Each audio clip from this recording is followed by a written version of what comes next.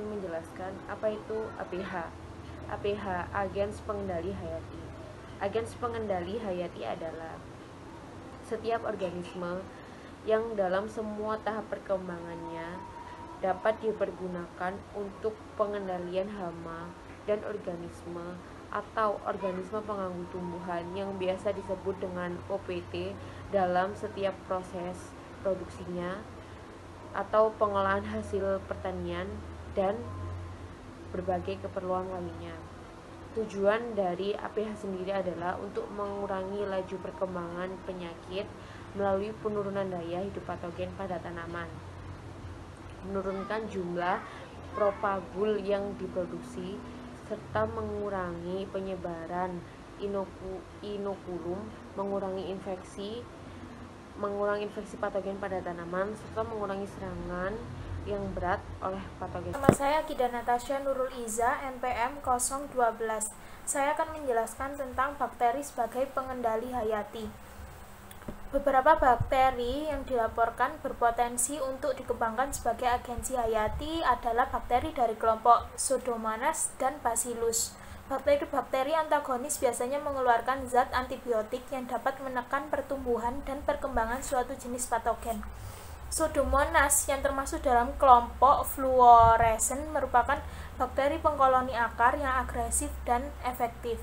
Bakteri ini mampu memproduksi hormon pertumbuhan tanaman dan berfungsi sebagai agens pengendali hayati melalui mekanisme kompetisi dan induksi ketahanan tanaman. Lalu yang Bacillus mampu berperan sebagai agens hayati patogen tumbuhan melalui mekanisme antibiosis dengan menghasilkan senyawa penghambat seperti senyawa antimikrobial, diantaranya antibiotik, peptida, senyawa fenol, dan enzim alkaloid.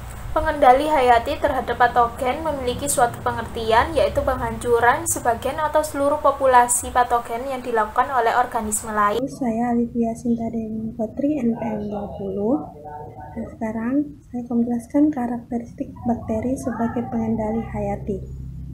Bacillus ssp merupakan bakteri gram positif yang dapat membentuk endospora yang berbentuk oval di bagian sentral sel. Sel Bacillus berbentuk batang berukuran 0,3 sampai 2,2 dikali 1,2 sampai 7,0 mikrometer dan mempunyai flagel peritrichus. Memproduksi spora bentuk silinder yang tidak membengkak, bersifat aerob atau anaerob, fakultatif serta heterotrof, katalase positif. Sel gerak yang membentuk endospora elips lebih tahan daripada vegetatif terhadap panas, kering, dan faktor lingkungan yang merusak. Permukaan sel bakteri ditumbuhi merata Flagellum peritirus B. subtilis, merupakan kelompok fisiologi yang berbeda dari bakteri non-patogen yang relatif mudah dimanipulasi secara genetika, yang sederhana diabaikan, yang memperkuat kesesuaiannya. Mekanisme bakteri terhadap bakteri. Mekanisme penghambatan bakteri antagonis atau Bacillus sp adalah melalui antibiosis persaingan dan pemacu pertumbuhan. B. subtilis menghasilkan antibiotika yang bersifat racun terhadap mikroba lain. Antibiotika yang dihasilkan antara lain streptofidin, bacitracin, surfactin, fengisin, iturin A, polymyxin, difisidin, subtilosin protein, sedangkan subtilin merupakan senyawa peptid, dan surfactin, fengisin, serta iturin A merupakan lipoprotein. Bacitracin merupakan polipeptida yang efektif terhadap bakteri gram positif dan bekerja menghambat pembentukan dinding sel pada tanaman. Genus Bacillus sering digunakan sebagai pengendali hayati penyakit luar tanah. Anggota dari genus ini mempunyai keuntungan, khususnya karena bakteri ini membentuk spora yang mudah disimpan dan mempunyai daya hidup yang cukup lama dan relatif mudah diinokulasi ke dalam tanah. B. subtilis telah terbukti sebagai agensia pengendali hayati yang baik. Jainuddin melaporkan bahwa 8 isolat terbaik bakteri antagonis yang telah diidentifikasi adalah B. subtilis yang memiliki kemampuan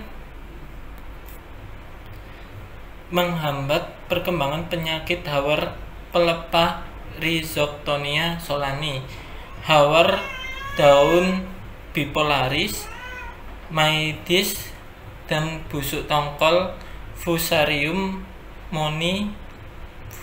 moniliforme pada jagung secara in vitro dan in vivo. Bakteri pengendali hayati B. subtilis isolat 112 dan 87 tampak mempunyai sifat meningkatkan pertumbuhan tanaman sebaik menjadi endofit yang mampu melindungi tanaman jagung dari organisme patogen. B. subtilis mampu menghasilkan enzim degradatif makromolekul yang bisa menghancurkan dinding sel jamur seperti protease atau intraseluler dan beberapa enzim yang disekresikan pada medium seperti amilase, glukanase, levansukrase, silanase, kitinase, dan protease. Nama saya Azhar Raffi Maulia, NPM 190 240 142. Di sini saya akan menjelaskan tentang aplikasi agen pengendali hayati. Nah, metode aplikasi bakteri dengan peredaman akar ini diduga lebih efektif daripada menggunakan metode penyiraman suspensi ke dalam tanah. Karena dengan metode peredaman akar mempunyai kemampuan yang tinggi dalam menekan populasi nematoda di akar. Nah, bakteri antagonis ini juga dapat digabung penerapannya dengan pestisida nabati dan dapat mengurangi penggunaan pestisida sintetik secara tunggal. Nah, bakteri ini juga pada umumnya diaktivitaskan pada benih untuk mencegah patogen tular tanah. Yang saya akan menjelaskan tentang keberadaan dan keberlanjutan bakteri di dalam tanaman.